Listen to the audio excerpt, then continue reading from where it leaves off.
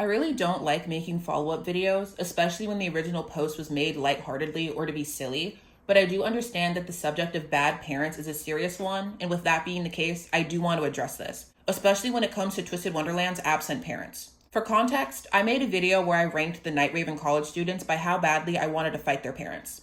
The information that we are given about them varies character to character, but I formed my opinions with a mix of canonical events that we are told about/witnessed, how that character overall acts, which can be indicative of the way they were raised, aka the parents' parenting, and how that character perceives their parents along with the relationship they currently have. Not every character has a perfectly neat family structure, and even coming from a loving two-parent household can give us characters like Jade Leach. We have some characters whose parents have objectively put them in horrible situations, and yet their child loves them regardless, such as Riddle and Jamil.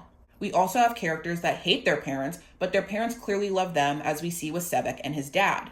The family dynamics are complex, and that is an aspect of Twist that I really enjoy. However, based on a few comments I've seen, there seems to be a preconceived notion that if a parent is not present in their child's life, it's because they're a deadbeat, as if there is no other possible reason for that to be the case. A couple people mentioned their belief that Deuce should have been higher because of his quote-unquote deadbeat dad. And honestly, bro fell off the face of the planet so well, he didn't even cross my mind while ranking. I legit forgot that two people are required to make a baby, and I thought his mother just asexually reproduced or something. Good on her.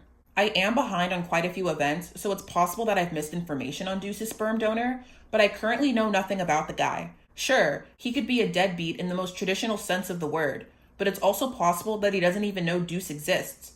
To my knowledge, it's not stated why Deuce's parents aren't together. Dila is obviously raising Deuce on her own, and I think she's doing a great job. When it comes to the sperm donor, yeah, statistically children are better off in a two-parent home, but you have no idea what his dad is like. Maybe him being around would be worse for Deuce. Maybe that's why he's not.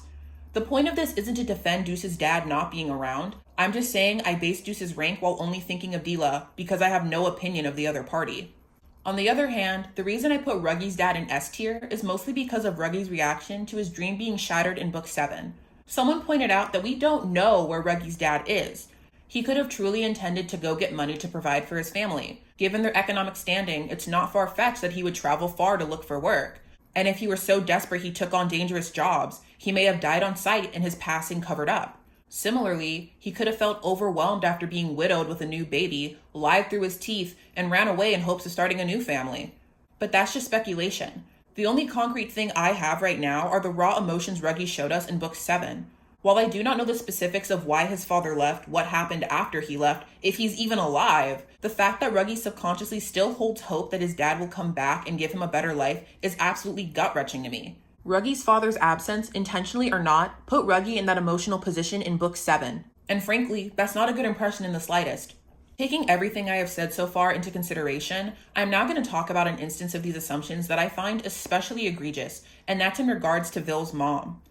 I have gone out of my way to avoid this topic for years and even privated a video over similar comments recently, but the fact that multiple people have left comments assuming that me ranking Vil where I did was because of his mother is actually disgusting to me.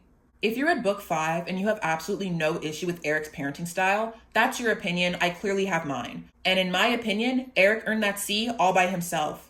I like Eric Venue as a character, but he isn't a perfect father. We are given not one, but 2 opportunities to witness that with our own eyes, and yet people insist on blaming Vil's issues on a woman we, once again, literally know nothing about except that she is not in Vil's life.